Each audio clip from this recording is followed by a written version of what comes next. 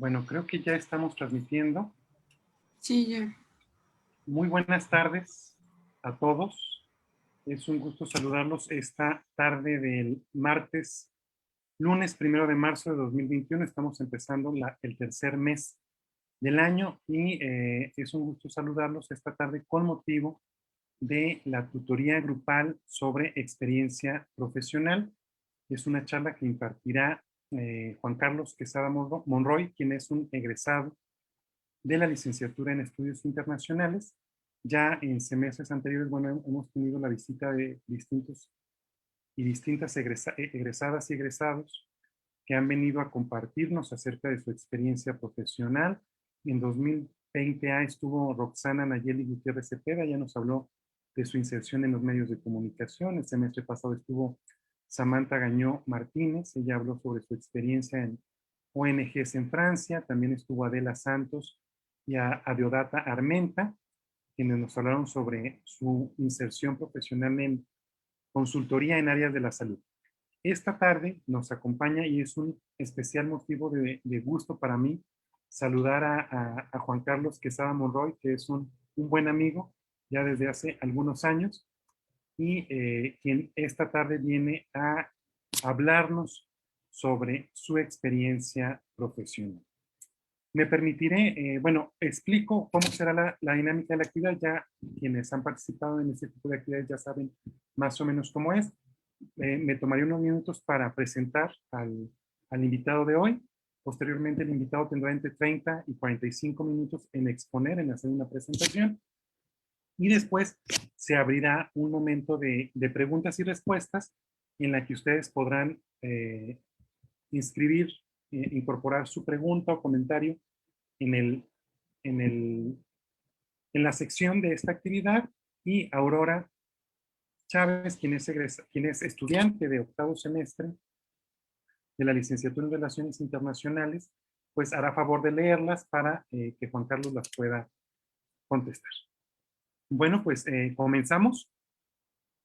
Juan Carlos Quesada Monroy es licenciado en Estudios Internacionales por la Universidad de Guadalajara, de donde se tituló en enero de 2006. Durante sus estudios de licenciatura realizó un intercambio en la Universidad de Sussex, en Reino Unido.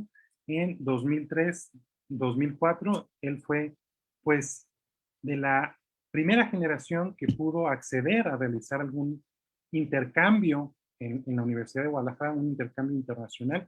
Eso era relativamente nuevo en esa época, él fue de los primeros, y también de los primeros en realizar un intercambio en la Universidad de Sussex. Es maestro en Relaciones Internacionales por la City University of New York. Es candidato a maestro en Administración Pública por la Austin W. Marks School of Public and International Affairs. Juan Carlos Monroy ha trabajado en evaluación de educación internacional en World Education Services desde 2006. Se especializa en educación comparativa de América Latina y a lo largo de su trayectoria ha presentado resultados de su investigación en su área de conocimiento en varias conferencias internacionales, incluyendo la Asociación de Educadores Internacionales, la NAFSA, la Asociación para la Inserción Profesional de Graduados, NAGAP, la Oficina de Evaluación Internacional de Educación de la Universidad de Cambridge, la Asociación Europea de Educación Internacional y el Consorcio para la Colaboración de Educación Superior en América del Norte, CONAE. Esta tarde viene a presentar una charla titulada La licenciatura en Relaciones Internacionales, retos y experiencias a 15 años de egreso. Pues sin más, estimado Juan Carlos, reiterarte la bienvenida a tu casa, reiterarte, es un gusto que estés de regreso esta tarde con nosotros. Bienvenido a la licenciatura en Relaciones Internacionales de la Universidad de Guadalajara y pues adelante. Gracias, gracias Ernesto. Es para mí un gusto estar colaborando ahora con la Universidad de Guadalajara, Alma Mater, mi universidad, la que me dio más que un título universitario, me ha dado la capacidad de, digamos, discernir, de tener algo de curiosidad en temas de relaciones internacionales y continuar con mi trayectoria laboral. Creo que invitaría a los estudiantes a sentirse orgullosos de recibir educación de calidad, educación gratuita y basada en la experiencia en los Estados Unidos, donde la universidad no es ni gratuita ni accesible, ni la privada ni la pública. Les invito a sentirse afortunados por tener acceso a la educación técnicamente gratuita. Y bueno, voy a empezar a proyectar, si me permiten un segundo, compartir pantalla. Me tomará un segundo averiguar cómo hacerlo. Aquí está ya. Dice host disable participant screen sharing. Creo que tendré la oportunidad de compartir mi pantalla en un minuto. Al parecer se ha deshabilitado por un segundo. Adelante, ya puedes proyectar, Juan Carlos. Ok, muchas gracias. A ver, compartir. Creo que estoy compartiendo la pantalla. Entonces, ahora será simplemente compartir la presentación. Muy bien. Bueno, empiezo con esta diapositiva donde brevemente digamos, separado la experiencia en tres aspectos: la académica, laboral y también la personal, que nos, digamos, identifica como internacionalistas. En la parte izquierda, como pueden ver, la licenciatura, evidentemente, en la Universidad de Guadalajara, en México. Gracias a la licenciatura, el intercambio en Reino Unido, para mí una de las experiencias más gratificantes de mi vida, no tanto académicamente, pero también personalmente. La maestría en City College, City University of New York, es universidad pública en Nueva York. Y por la parte central tenemos la experiencia laboral, dichamente. Bueno, aparecen tres sectores aquí mismo, tres áreas: el sector privado, el sector público, gubernamental, y el tercer sector, o el sector non-profit. Aun cuando parece de esta diapositiva que mi experiencia laboral es verdaderamente diversa, ciertamente el área donde me he especializado es el área non-profit, un área de la que voy a hablar en Estados Unidos, de la que voy a hablar en unos minutos. Y por último, el área personal: turismo, relaciones personales. Nueva York es una gran ciudad cosmopolita, es la capital financiera del mundo, depende cómo se definan las ciudades, es una de las ciudades más diversas del mundo, una donde se hablan más de 800 lenguas. Obviamente las personas vienen de todas partes del mundo, literal, esa sede de las Naciones Unidas. Eso significa que en 15 años en Nueva York he tenido la oportunidad tanto de hacer turismo personal como turismo laboral, viajes laborales y también relaciones personales. He conocido personas de varios lugares del mundo.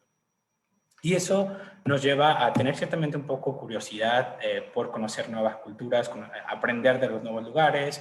Alguna vez me tocó conocer a un chico de Albania que me invitaba a un evento cultural sobre la independencia de Albania y no tenía ni la idea de quién se independizaba Albania. Creo que como egresado me cuesta trabajo aceptarlo, pero me sentía bastante ignorante en ese aspecto, y a partir de entonces, como uno va conociendo nuevas personas, creo que el interés surge por aprender un poquito más y sentirse menos inepto, menos ignorante de digamos, las culturas y la historia política de todos los países. Estos son los lugares que he visitado en los últimos 15 años, luego de graduarme en la Universidad de Guadalajara.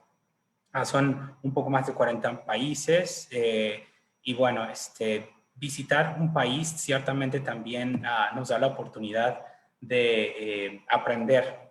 Uno aprende un poco antes de ir a un país. En mi caso, soy un tanto curioso. Recuerdo cuando fui a Turquía por primera vez, estaba bastante emocionado, de tal forma que he tenido a bien empezar a aprender más de temas culturales, no tanto solamente de historia o política, pero también de, digamos, aspectos culturales. No es lo mismo aprender en un libro sobre el conflicto árabe-israelí que vivirlo físicamente. Lo mismo puede ser la historia de los Balcanes, digamos, en los países de los Balcanes ahora, la antigua Yugoslavia, etc. Ahora vamos a hablar en temas un poco más generales sobre el mercado laboral de Nueva York. Esto, en mi experiencia, quise poner por un parte las ventajas y las desventajas. Creo que aquí es una forma diferente de traducir pros and cons, de cuáles, pero quise ponerlas de la mano para hacerles ver que Nueva York es una ciudad que resulta difícil que resulte indiferente. Es una ciudad de la cual puedes enamorarte fácilmente, puedes odiarla también, pero no creo que te pueda hacer indiferente siendo una ciudad tan grande, tan cosmopolita, con un ritmo tan vibrante. Entonces empezamos con las contras en la parte izquierda y con los pros o las ventajas en la parte derecha. Decimos alta competitividad en la parte izquierda, como pueden ver. Ustedes pueden imaginarse que siendo una gran ciudad tendrían que competir con todo el mundo, y así es como sucede. Las empresas se dan el lujo, o las organizaciones se dan el lujo de elegir talento de cualquier parte del mundo, las mejores instituciones del mundo, y entonces una licenciatura puede resultar insuficiente, entonces necesitarás una maestría y además experiencia. Bueno, pero por el otro lado, la diversidad de oportunidades. Siendo una ciudad tan grande, existen varias oportunidades laborales, tanto en el sector público como privado, como en el tercer sector. Un alto costo de vida. La ciudad es la segunda ciudad más cara de Estados Unidos, una de las ciudades más caras del mundo. Pero por el otro lado también tiene salarios más competitivos, obviamente hay buenos salarios y malos salarios en cualquier ciudad del mundo, pero si se hace un agregado y comparamos el salario, por ejemplo, medio de Nueva York con el de Florida, estamos hablando de que es cerca de 20% más alto, uno de los salarios medios más competitivos en Estados Unidos. Las complicaciones en el transporte. Es una ciudad que, como cualquier ciudad grande del mundo, tendrá problemas de movilidad, tráfico, aglomeraciones. El sistema de transporte de Estados Unidos no es tal vez el más confiable, not as reliable, pero por el otro lado tiene un gran sistema. Tiene un sistema de movilidad interconectado que permite el transporte las 24 horas del día. Nueva York es la ciudad que nunca duerme. Bueno, ahora con la pandemia, que nos ha pegado tan duro al principio, sí que durmió, sí que tomó un pequeño descanso, pero el sistema de transporte público en Nueva York funciona las 24 horas. Con la pandemia eso ha cambiado un poco, y ahora se ha estado reestructurando el servicio de manera gradual, de tal forma que ahora cierra un par de horas, pero próximamente estaremos regresando a nuestro sistema de transporte de 24 horas al día.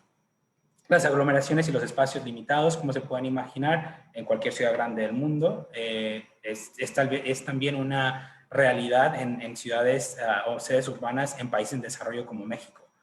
Networking y vida social diversa, como se pueden imaginar, tienen la oportunidad de conocer muchas personas de todo el mundo, hacer actividades. Es una ciudad tan cosmopolita que siempre pasa algo en Nueva York.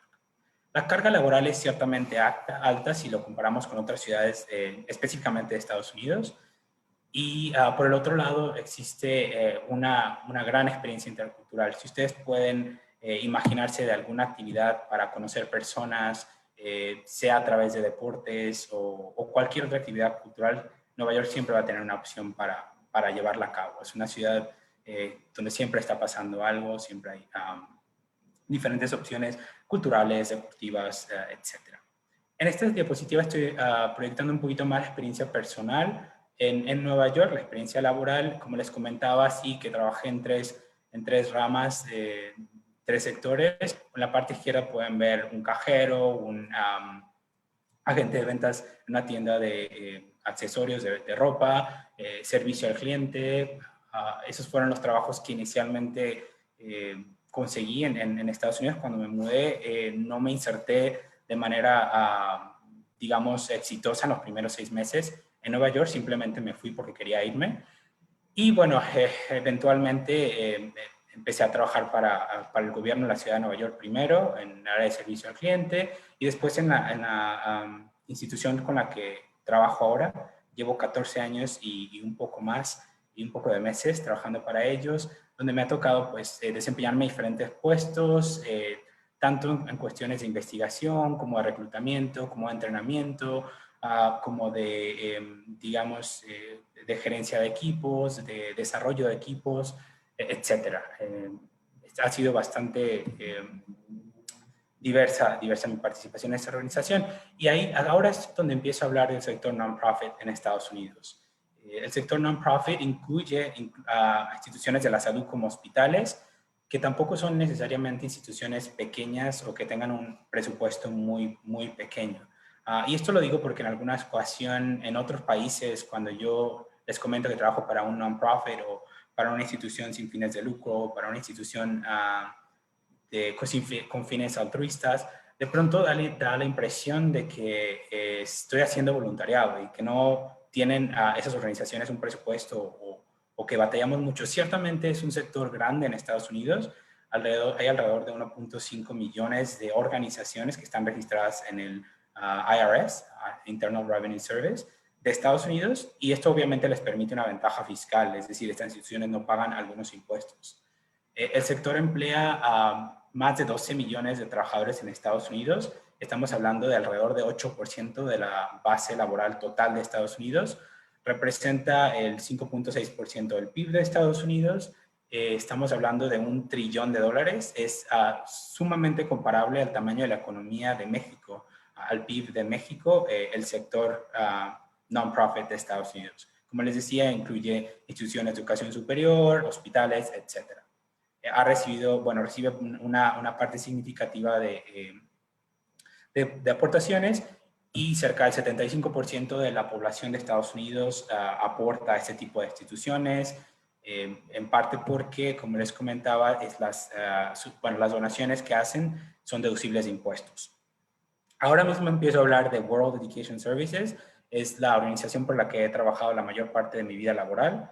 Esta institución fue fundada en 1974 como una pequeña organización que surge para apoyar a las instituciones de educación superior a evaluar a los estudiantes extranjeros que venían con títulos y calificaciones de otros sistemas educativos que simplemente las instituciones educativas estadounidenses no entendían, no sabían qué significa un 80 en México o si esta institución en Colombia está reconocida. Y bueno, es una institución alrededor de todo el mundo. Digamos, trabajamos con instituciones académicas de todo el mundo, literalmente.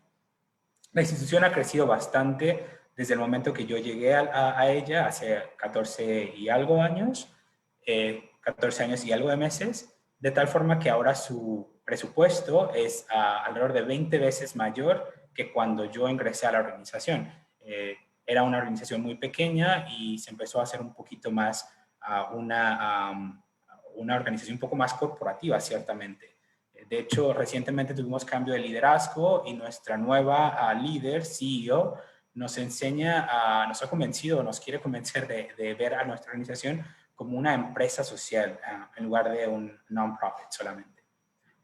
¿Por qué es importante la integración de los migrantes en Estados Unidos? Bueno, Estados Unidos es una nación que realmente mucho le debe a la inmigración. Si ustedes ya se han de imaginar, Nueva York tiene una larga historia de inmigración a través de su fundación, incluso nace de la migración. Hasta el momento, aun cuando es un tema un tanto polémico, 1 de cada 6 trabajadores en Estados Unidos es inmigrante, y alrededor del 25% de estos inmigrantes se encuentran desempleados o subempleados, y esto es verdaderamente un problema en una nación, una pérdida de talento. Realmente no es justo que tengamos titulados de todo el mundo que ahora estén conduciendo taxis en Estados Unidos. Esta diapositiva es muy corta, simplemente ¿por qué viajamos los migrantes a otros países? Lo mismo pasa en otros países. Yo tengo un poco más de experiencia también con Canadá. En ciudades como Ontario, 1 de cada 4 trabajadores es migrante.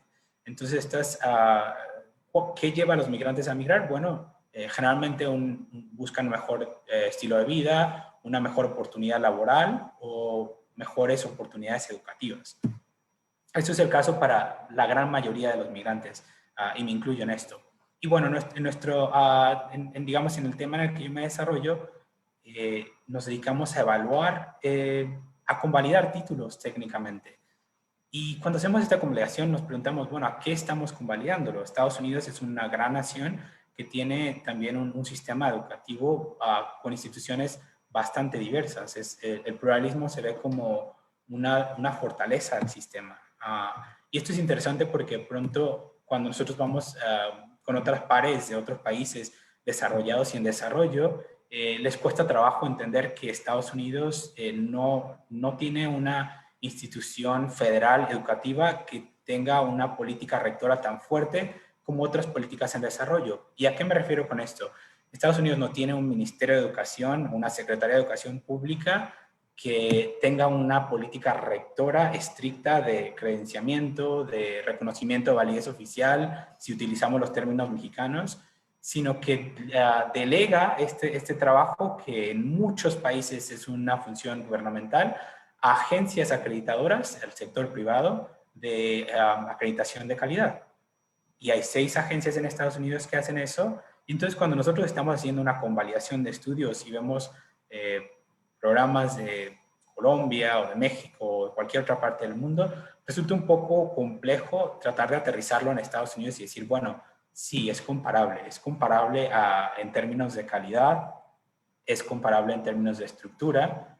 La estructura del sistema educativo de México resulta bastante similar al de Estados Unidos. En estructura no hay mucho problema, pero este no siempre es el caso con todos los países del mundo. Y bueno, el área en la que yo me especializo es América Latina, y a veces entre América Latina existen discrepancias, no tanto en sistemas de créditos, en sistemas de evaluación, en calificaciones, y en sistemas de control de la calidad, etcétera. Créditos, por decir algo. Existen más de 4.300 instituciones de educación superior acreditadas que otorgan títulos en Estados Unidos, y obviamente el hecho de que no exista un Ministerio de Educación que está haciendo las convalidaciones o que está diciendo si este programa es acreditado o este no, o este es reconocido y este tiene RVOE o RVOE en el caso de México, no significa que no exista calidad en Estados Unidos. Al contrario, creemos que es una de las formas que permita la flexibilidad en este aspecto y que permita la gran diversidad de programas que existen en Estados Unidos, de instituciones. Como ustedes saben, es un referente de calidad de educación en el mundo. Es el principal receptor de estudiantes internacionales a nivel mundial. Y bueno, muchos estudiantes están yendo a bastantes tipos de diferentes instituciones. No solamente están yendo los estudiantes de países en desarrollo a Harvard o a un community college o a una institución de educación pública, estatal, o alguna institución católica que es privada. Existe una gran diversidad de instituciones en cualquier país del mundo, pero Estados Unidos siendo una gran potencia económica, también tiene esa gran diversidad en términos académicos. Y bueno, ahora les voy a hablar un poco de las reformas educativas internacionales. En el área en el que yo me desarrollo, en mi área de experiencia laboral, nosotros tenemos que dar seguimiento a las políticas educativas alrededor del mundo. En mi caso, específicamente, mi área de especialización en Latinoamérica, pero también países de habla francófona. Y esto significa que nosotros tenemos que aprender cómo afectan las reformas que están sucediendo y que han venido sucediendo paulatinamente a través de los últimos años, la convalidación de estudios. Lo que les quiero comentar en esta pequeña diapositiva es que estamos observando que hay diferentes fenómenos que pasan en países tanto desarrollados como en desarrollo, y son un poquito, digamos, diferentes las dinámicas, pero voy a empezar por más flexibilidad, core and elective. En Estados Unidos, por ejemplo, las licenciaturas incluyen un gran porcentaje de su currículo son lo que se llaman general education, o un componente general que es muy genérico. Es decir, quienes estudian los primeros 2 años pueden hacer las mismas asignaturas, tanto una licenciatura en Derecho como una licenciatura en Economía, una licenciatura en Administración de Empresas o incluso en Ciencias Exactas. En otros países, los currículos no son nada flexibles, en el sentido que utilizan programas bastante estructurados y no permiten la flexibilidad. Lo que observamos a nivel mundial es que muchas instituciones ahora están adoptando mayor flexibilidad en sus currículums, de tal forma que incorporan más la idea de asignaturas electivas o elective courses. El incremento de educación obligatoria, obviamente países en desarrollo empiezan a hacer obligatoria bueno, empezaron con la educación primaria, secundaria, media superior, para utilizar los términos mexicanos, e incluso continúan en algunos casos por hacer obligatoria la educación superior. Esto, bueno, obviamente, mientras hay países que empezaron los países en desarrollo empiezan a diversificar, masificar sus sistemas de educación para permitir primero países como Brasil, por ejemplo, empezando con alfabetización, porque es un país en desarrollo, algo que también pasó en México hace muchos años, hacer la educación más masiva, permitir acceso a las clases sociales, al público en general. Y bueno, existen mayores retos. No quiero pasar bastante tiempo en esta asignatura, entonces voy a hablar rápidamente de más movilidad, dual degrees, Europa, como ustedes saben del proceso de Bolonia, ahora incorpora la movilidad y el reconocimiento de títulos de otros países, que es el siguiente punto. Esto está pasando alrededor del mundo, y la diversidad de evaluación, skill base. Voy a hablar un poco más de este tema en adelante. Y bueno, ya me quedan un par de minutos, entonces un par de diapositivas también para hablar de los retos curriculares alrededor del mundo. A nosotros nos compete evaluar los currículums de educación superior, media superior, de todas las instituciones de educación superior alrededor del mundo. Y bueno, algunas instituciones se están tratando de reinventar, existen muchos retos alrededor del mundo, las instituciones están reformando sus currículums, y quiero compartir estos pequeños puntos. La versatilidad del currículum es un tema que, por ejemplo, un colega, quien ahora es miembro de la Junta Rectora de la organización para la que yo trabajo, Francisco Marmolejo, decía justo en una conferencia que se dio en Guadalajara hace un par de años, en la que tuve la oportunidad de participar, que en el siglo XXI las instituciones académicas de educación superior necesitan enseñarse a ser más diversas y a permitir a sus estudiantes especializarse en áreas que les interesen, independientemente del área de especialización que han elegido. ¿A qué me refiero con esto? Que el hecho de que un estudiante haya decidido estudiar contaduría no debería, digamos, quitarle la oportunidad de tomar asignaturas en otras áreas como computación o inglés, si así lo decide. Y que deberían ser realmente los currículums mucho más flexibles. Obviamente necesitamos tener especializaciones, pero entonces la tendencia ahora es permitir a los estudiantes no solamente el acceso a la educación superior, pero el acceso, digamos, a flexibilizar sus currículums en base a sus intereses. Por ejemplo, si a mí me interesa aprender un poquito más de, digamos, computación y soy internacionalista, debería tener la oportunidad de tomar asignaturas en matemáticas si así lo deseo. Y bueno, en temas de educación media, ciertamente un nuevo reto. Ahora todos estamos estudiando de manera virtual, pero en algún momento el reto para los países en desarrollo era tener la infraestructura. Para los países como México o Brasil, por dar ejemplos, el reto mayor era tener las universidades, tener las preparatorias para los estudiantes tuvieran la infraestructura. Ahora el reto es motivar a los estudiantes que, aún teniendo la infraestructura, no hay un alto número de deserción. Es un problema que no solamente sucede en países en desarrollo, también sucede en países desarrollados.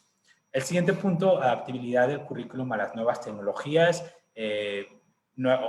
Ustedes tienen que imaginarse que todos los currículums tienen que renovarse y incorporar tecnologías nuevas.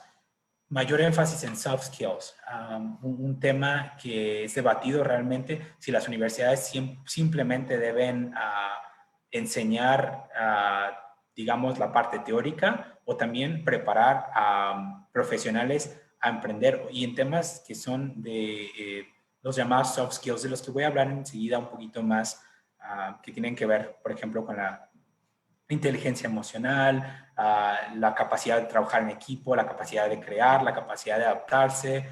Muchas veces las universidades nos preparan académicamente y somos muy competitivos en nuestra área, pero no sabemos trabajar en equipo y no sabemos controlar nuestras emociones. Es algo en lo que yo me puedo identificar. Creo que muchos latinos somos muy pasionales en la manera de defender nuestras ideas, y necesitamos adaptarnos un poquito en este aspecto. Incrementar la colaboración y vinculación internacional es un tema que no solamente es un reto para los países en desarrollo, pero también para los países desarrollados. les pongo el ejemplo de Estados Unidos y España. México envía más de 14,000 estudiantes a Estados Unidos, pero Estados Unidos envía apenas 5,000 estudiantes a México. Entonces hay esa, digamos, brecha, porque también los estudiantes que vienen a México lo hacen para estudiar español, lo hacen para estudiar literatura, no necesariamente para buscar calidad educativa o para buscar incrementar sus conocimientos en áreas como las áreas duras, STEM fields, por dar un ejemplo.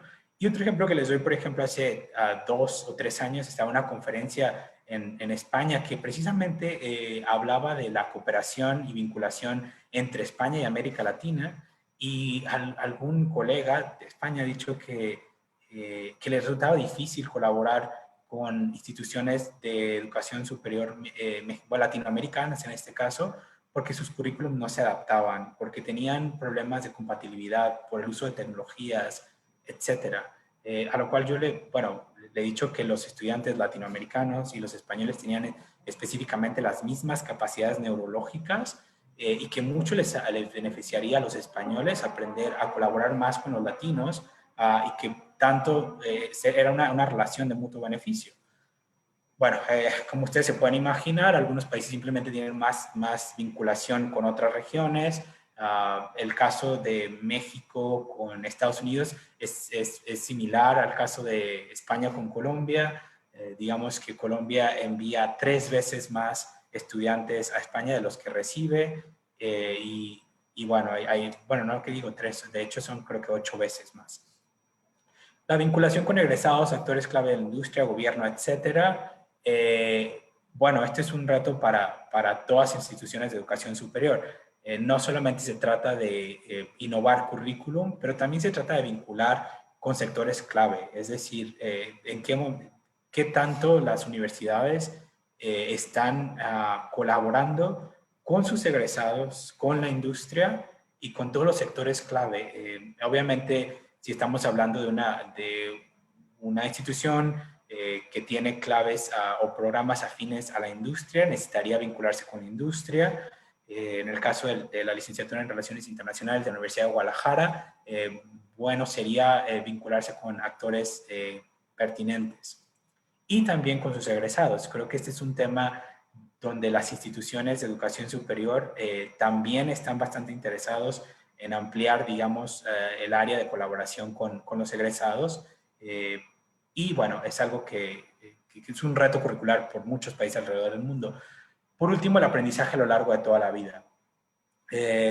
Como ustedes se pueden imaginar, en países de Europa, donde la población ya no está creciendo tan rápidamente, un reto ahora es mantener a sus graduados vinculados constantemente por el resto de sus vidas con las instituciones de educación superior, como a través de educación continua. Yo creo que a mí me gustaría continuar siendo un estudiante por el resto de mi vida. De alguna manera, no quiero decir que quiero terminar estudiando de manera activa o tiempo completo. Beyond GPA, en esta diapositiva les comparto también una de las nuevas, digamos, retos digamos, opciones que tiene la educación superior. El caso de Malasia, donde algunas instituciones ahora comienzan a evaluar, no solamente con números y la teoría, pero comienzan a evaluar soft skills. ¿Cuáles son los soft skills? Aquí los pongo como qué tanto puede el estudiante pensar críticamente, qué tanto puede el estudiante trabajar en equipo, cuánto puede involucrarse por largo plazo, cuáles son sus actividades de emprendimiento, su ética y su moral, comunicación, etcétera. Entonces, esto es una idea un tanto innovativa, ciertamente polémica. Uno se preguntaría cuál es el papel de las instituciones de educación superior, si les corresponde a ellos, digamos, capacitar a los estudiantes para tener comunicaciones, habilidades de comunicación para poder presentar o para poder innovar, para ser más críticos, para ser más analíticos, para trabajar en equipo, para manejar sus emociones de manera más estratégica. Y bueno, la verdad es que esto sí que lo requiere el mercado. Y se los hablo ahora como con la experiencia que yo tengo en mis equipos donde a mí me ha tocado contratar personas, es decir, haces la contratación, tienes que evaluar, vas a las entrevistas y entonces a ti te toca decidir a quién vas a contratar, A, B o C. ¿Y qué es lo que buscamos? Bueno, además de que buscamos que las personas sean capaces de hacer el trabajo, que sean organizadas, que tengan digamos, un historial anterior, que si han podido terminar un título, por lo menos habla de cierto tipo de estructura y organización, pero además de ello, queremos gente crítica, gente que pueda ser persuasiva, que colabore, que se adapte, que tenga inteligencia emocional. Y esto es bastante importante porque entonces el trabajo en equipo requiere de cada integrante del equipo y de nada nos sirve tener a alguien en nuestro equipo que además tiene digamos, actividades, perdón, skills, las habilidades analíticas más, digamos, desarrolladas, cuando esta persona no es capaz de trabajar en equipo y no es capaz no es creativa, no es capaz de persuadir. Una de las cosas que yo le digo a los colaboradores, a quienes se han incorporado a nuestros equipos es, yo no quiero que ustedes tomen orden, yo quiero que ustedes defiendan sus ideas, que sean persuasivos, que sean capaces de convencer al equipo de que su idea es buena. No simplemente se trata de tomar órdenes o de dar órdenes. Y bueno, con esto concluyo la parte inicial de la presentación. Creo que he tardado alrededor de 35 minutos y creo que es suficiente tiempo para permitir las preguntas y para, bueno, dar seguimiento a las preguntas, que para mí es incluso más importante que la parte, digamos, teórica o la parte de las diapositivas que les he dado. Con gusto, me gustaría dar seguimiento ahora con la parte de las preguntas. Voy a ponerme, bueno, no creo que sea necesario ponerme en mute, pero espero ahora las preguntas, si existen algunas, me las pueden hacer llegar y con gusto la de seguimiento. Muchísimas gracias, estimado Juan Carlos. La verdad es que muy breve, muy conciso y a la vez muy ilustrativa la charla sobre tu experiencia profesional como internacionalista. Y pues como bien lo dijiste, ahora procedemos a leer en este caso los comentarios y las preguntas del público. No sé si gustes retirar la presentación, estimado Juan Carlos. Sí, ahora si me permiten un segundo. Bueno, ahí tenías tus datos de contacto que igual si quieres al final los retomamos por si Sí. alguien te quiere contactar. Y Aurora, no sé si ya tengamos algunas preguntas. Espérame. Sí. La primera es de Elliot Gómez y dice, hola, buenas tardes. Tengo dos preguntas. Una de ellas es, ¿cuánto te costó vivir en el extranjero siendo estudiante como en tu maestría?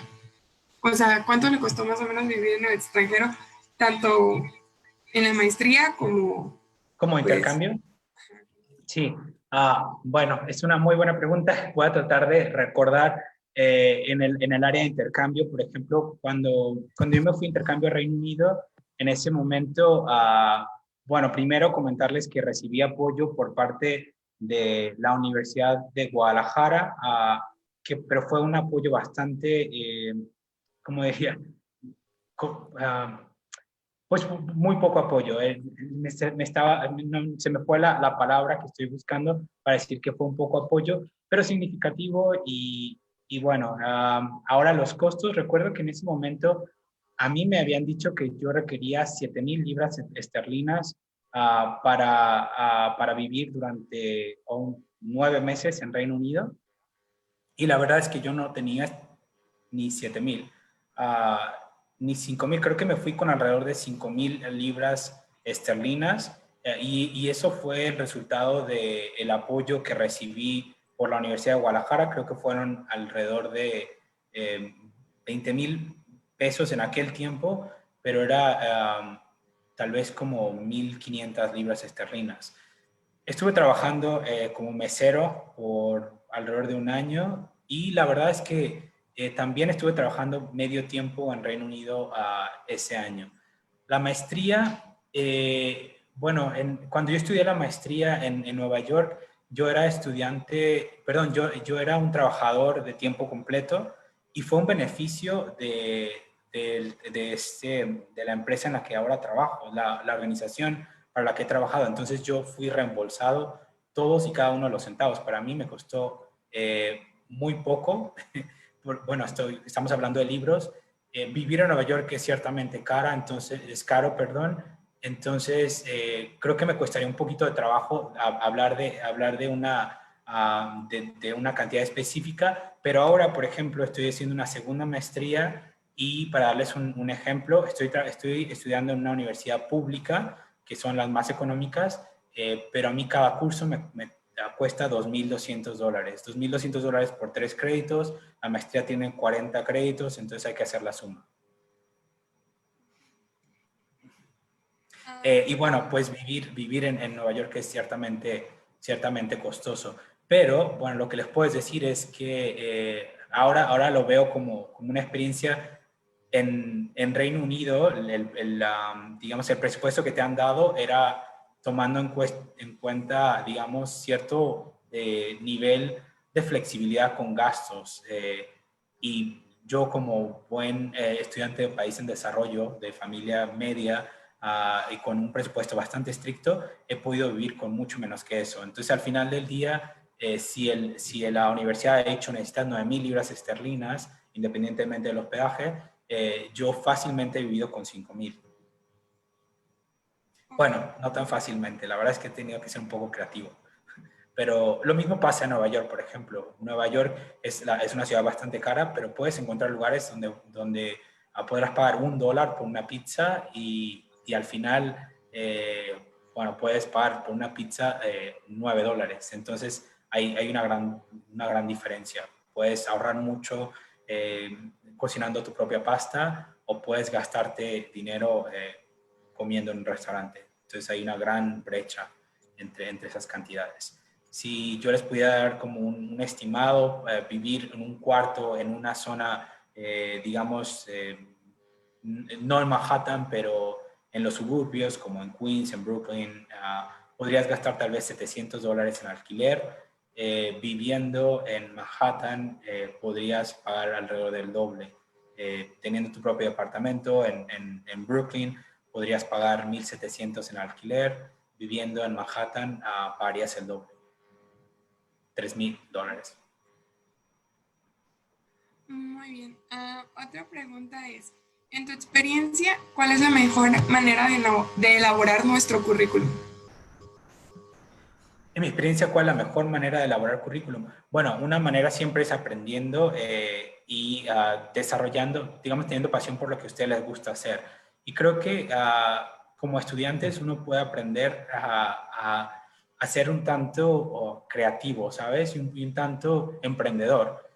Ahora recuerdo tomar clases de finanzas internacionales, economía internacional, como estudiante internacional, y otra cosa es aplicarlo realmente, porque entonces, si nosotros somos capaces de invertir, por ejemplo, en bolsa y tener inversiones, esta es una fuente de ingreso también que puede hacernos autónomos e independientes. Crear currículum, yo les recomendaría obviamente trabajar para una compañía que les habilita los skills que ustedes requieren, que ustedes tienen interés en desarrollar y hacerlo desde muy temprano. Creo que, por ejemplo, yo en mi experiencia me ha tocado trabajar profesionalmente en una organización y alguna vez, tal vez yo lo diría como un aprendizaje. He tenido la oportunidad de cambiarme de manera lateral y de trabajar para otras organizaciones y me ha costado mucho trabajo, por ejemplo, dejar algo que me resultaba bastante cómodo o donde me costaba por ejemplo, tener que renunciar a cierto ingreso. Si esta empresa me pagaba menos, para mí no era una opción viable ganar menos. Siempre me costó trabajo dejar el trabajo por un trabajo que gane menos, pero les puedo asegurar que basada en la experiencia y la experiencia de otros colegas, siempre es bueno empezar a trabajar en empresas que te dan las herramientas para crecer y dejar la empresa tan pronto como no te permita crecer. Esa sería mi recomendación. Muchas veces algunas personas sienten que tienen como que una deuda con la empresa que te contrata. Yo les diría, no, la deuda es con ustedes mismos. Yo les diría, si su objetivo principal es crecer, eso muchas veces significa dejar la organización para la que trabajan en busca de otra que les ofrezca nuevas habilidades, nuevos aprendizajes y la oportunidad de crecimiento. Si tu organización no te permite crecer, es tiempo que la dejes. Muy bien. Otra pregunta es de Lulú Castañeda y dice, hola, muchas gracias por compartirnos tu experiencia. ¿Cómo ingresaste al campo laboral? ¿Obtuviste experiencia mientras estudiabas? ¿Cómo ingresé al campo laboral? Bueno, como les comentaba, yo creo que basada en mi experiencia de intercambio, me gustó mucho vivir en Reino Unido. Allá trabajaba como cajero medio tiempo porque la ley solamente me permitía trabajar 20 horas a la semana, creo. Bueno, el punto es que cuando yo terminé la carrera, decidí que quería volver a Reino Unido. Reino Unido era el único país que yo veía en el mundo, además de México. Y por azares del destino, terminé con unos meses en Nueva York y al final me quedé en Nueva York. Ciertamente, yo empecé a trabajar en Nueva York como cajero, después como vendedor de ropa, después como telemarketing, servicio al cliente, y fue solamente después de 6 meses que había vivido en Nueva York con salarios bajos y con, digamos, una experiencia laboral un poco profesional, que logré insertarme para el gobierno de la ciudad de Nueva York, en el área de servicio al cliente. Y esto fue realmente estando allá, después de buscar por internet y lograr encontrar como que una oferta laboral. Después de ahí fue que, 6 meses después, fue que empecé a trabajar para World Education Services, y eso fue simplemente porque en el momento yo lo veía como algo que realmente me apasionaba, me sentía bastante, y hasta la fecha me siento bastante identificado con la misión de la organización. Es decir, nosotros lo que hacemos es apoyar a los inmigrantes, a la inserción profesional y académica de los migrantes calificados, y entonces para mí era algo muy importante. A partir de entonces, creo que el crecimiento fue, en mi caso, únicamente en la organización para la que ahora trabajo ahora. Creo que en algún momento, no sé si fue suerte o desventaja, que teniendo apenas un par de años en la organización, vino la crisis del 2008, donde fue bastante difícil tener un trabajo. Ahora vino una crisis adicional que fue la pandemia, y creo que ahora debería sentirme un poco afortunado de continuar con un empleo que ahora me ha dado un poco más de flexibilidad. Les comento que ahora estoy, curiosamente, en Guadalajara, pero sigo laborando para la empresa para la que trabajo en Nueva York. Y esa es una flexibilidad que yo quería antes de la pandemia, y la pandemia me ha venido a dar esa flexibilidad. Entonces, bueno, eso es, siento que no he respondido a la pregunta de manera, digamos, de la que se esperaba. Pero en mi caso, yo realmente he tenido que, estando en Nueva York, pues pasar un poco de hambre, porque no, a diferencia de otras personas que después yo he conocido a Nueva York, que han llegado ya con un empleo decente, yo no llegué con un empleo decente a Nueva York. Y tampoco llegué con una maestría, yo lo tuve que hacer allá. Ok. Otra pregunta de María Fernanda. Dice, un gusto escucharte. Cuando obtuviste empleo en el extranjero, ¿cómo fue el proceso? ¿Fue difícil conseguir una visa de trabajo o eres residente? Bueno, creo que en mi caso, creo que terminé en Nueva York por azares del destino, precisamente en esta área. Lo que quería yo era hacer la maestría en Reino Unido, pero no quería estar en Reino Unido, digamos, sin el permiso laboral correspondiente. Me tocó, quería literal finalizar la licenciatura, y no sé si haya sido posible en ese entonces, simplemente no tenía los medios para hacerlo. En el caso de Nueva York, perdón, de Estados Unidos, yo vengo de una familia de migrantes. Mi abuelo paterno, mi abuelo materno emigraron a Estados Unidos de manera irregular en su momento. Mi papá emigró a Estados Unidos de manera irregular en su momento.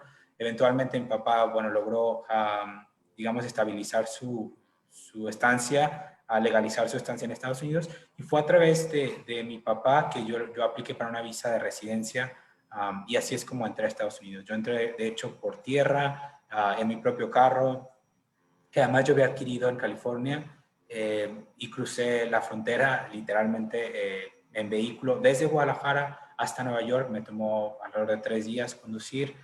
Lo hice una sola vez y no pienso volver a hacerlo más en ninguna de las direcciones.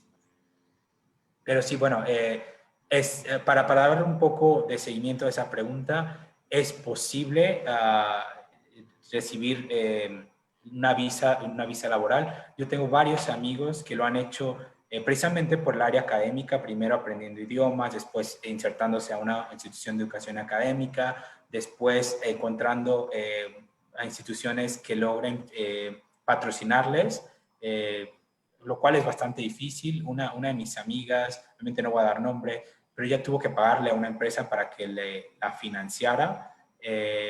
Y bueno, ella ahora mismo no vive en Estados Unidos siquiera, ella vive ahora en Canadá, pero sí que es posible, no es tan fácil. De hecho, yo creo que Canadá es un país donde sí que es más fácil recibir la residencia a través con estudios profesionales, con estudios de educación superior.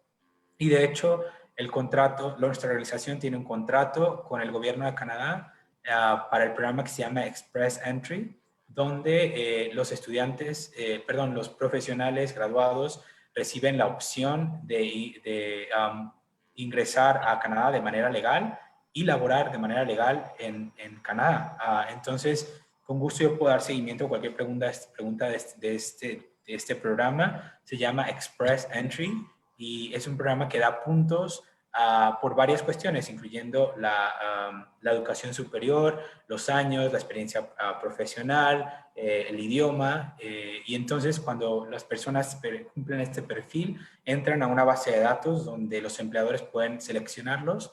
Y una vez que un empleador selecciona a una persona calificada mediante este mecanismo, pueden obtener su residencia legal en Canadá. Este programa, nuevamente, yo he trabajado de manera directa con este programa a través de nuestra organización porque tenemos un contrato con el gobierno de Canadá, con el gobierno federal de Canadá para la evaluación de educación internacional de migrantes calificados a Canadá.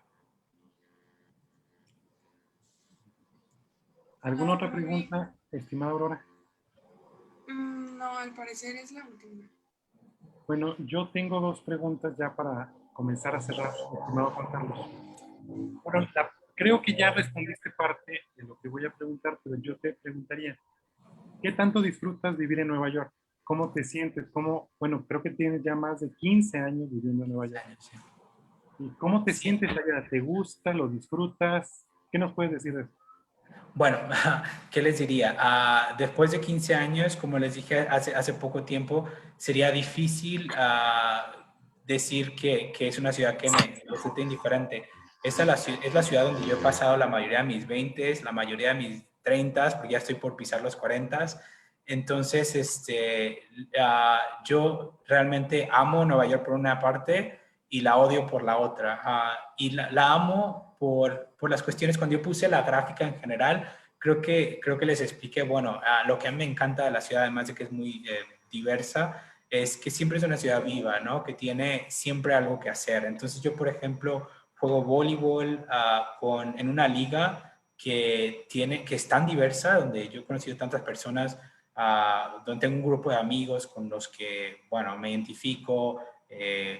Curiosamente, la mayoría de mis amigos en Nueva York son inmigrantes, igual que yo. Entonces, pero también todos profesionales, vienen de todas partes del mundo, Latinoamérica, Europa, etc.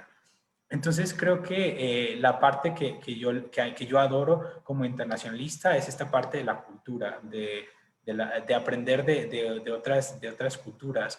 Y creo que, bueno, a manera personal, uno ha aprendido no solamente por la cuestión laboral, pero mucho también por la cuestión personal, ¿no? Mis amores y desamores han sido de Nueva York. Viviendo allá, como ustedes se pueden imaginar, si a mí me han partido el corazón 1 o 3 veces, ha sido allá y no aquí. Y lo que yo les diría también una vez es, New York is what you make out of it. Y lo traduciría a Nueva York es lo que haces de esa ciudad. Entonces, alguna vez leí un artículo que decía, bueno, no importa en qué parte me tiren, lo escribió algo que dejaba Nueva York después de 15 años o algo así, no importa en qué parte de la ciudad me tiren, yo puedo girar y dar una vuelta y aprender de una experiencia que haya pasado en ese rincón de Nueva York. A veces me pasa que cuando voy a ciertos lugares de Nueva York, estoy caminando tal vez, no sé, tengo que caminar de Lower East Side al West Village, y entonces voy caminando y de pronto me acuerdo, bueno, en esta esquina tuve una cita con tal, y en esta esquina fue la fiesta de no sé qué. Entonces, yo adoro a Nueva York, al mismo tiempo que la odio, pero tal vez lo definiría como un matrimonio donde, aun cuando existe, bueno, cuando existen, no sé, problemas, el amor es más fuerte y el interés es más fuerte, y entonces yo estoy ahí como una novia de pueblo que, si aparte a veces me trata mal Nueva York, igual me gusta que me trate mal, porque cuando me trata bien lo adoro. Esa es la manera como yo respondería a esa pregunta. Excelente, muchísimas gracias, estimado Juan Carlos. Bueno, yo sé que por la relación de amistad que tenemos de hace muchos años, que es una persona muy generosa. Yo me acuerdo que te contacté cuando precisamente yo iba a hacer mi intercambio en Sussex hace ya 14, me parece, años. Y bueno, también nos hemos visto ahí en tu ciudad, en Nueva York. Y bueno, me gustaría ya, para empezar a cerrar, si nos compartes cómo te podemos contactar, si algún estudiante esté interesado en el ámbito de acción que tú te desempeñas, o simplemente en el lugar donde tú te estás desarrollando, o simplemente quiera entablar alguna comunicación contigo, ¿cómo le puede hacer? Bueno, puedo compartir pantalla para la diapositiva que tenía, la diapositiva final. Bueno, aquí tengo que cualquier pregunta o comentario adicional, si así lo deciden, pueden hacerlo mediante mi correo personal, que es jcqmonroy@gmail. Pongo aquí también el link de mi perfil en LinkedIn, y también en las redes sociales. Estoy en Instagram y en Twitter. Esas son mis 2 cuentas. No sé si yo con gusto comparto esta presentación, si de pronto la podemos ponernos en PDF. Estos son vínculos, entonces, por ejemplo, hipervínculos, perdón, pueden simplemente darle un clic y nos llevaría al perfil. Y bueno, ahora yo sé que los estudiantes de estas generaciones utilizan incluso Twitter y Instagram para cuestiones personales. Ahí está mi correo electrónico. Y bueno, esto es lo que les puedo proporcionar. Pensé que pondría el correo de la organización, pero aun cuando he tenido la suerte de trabajar con la organización por la que ahora trabajo por más de 14 años, no estoy seguro que será la institución para la que trabaje el próximo año. Este año ha sido un año de bastantes retos, y un año que para mí, en la cuestión personal, me está enseñando a redefinir mis prioridades. Y bueno, por ahora mismo creo que seguiré trabajando para World Education Services, pero no estoy seguro específicamente que sea el caso el próximo año. Pues muchísimas gracias, estimado Juan Carlos. Pues es un gusto que ahora estés en Guadalajara, y esperemos que con el pasar del tiempo y que esta situación mejore, ojalá en el futuro en la Universidad de Guadalajara te podamos recibir de forma presencial. Y pues en nombre de la licenciatura en Relaciones Internacionales de la Universidad de Guadalajara, en nombre de los profesores y de los estudiantes de este programa educativo, agradecerte tu participación con nosotros esta tarde, y pues reiterarte que esta es tu casa, y desearte lo mejor para los proyectos de este año, los del próximo y los que ven. Y pues un abrazo grande. Muchas gracias, un abrazo. Para mí ha sido un honor y un gran gusto estar con ustedes, con la Universidad de Guadalajara, con los estudiantes, y me pongo a sus órdenes para cualquier colaboración futura, cualquier pregunta o comentario adicional. Pues muchísimas gracias. Con esto vamos a finalizar esta actividad. reiterando el agradecimiento a Juan Carlos y pues que todos tengan una muy buena tarde. Hasta luego.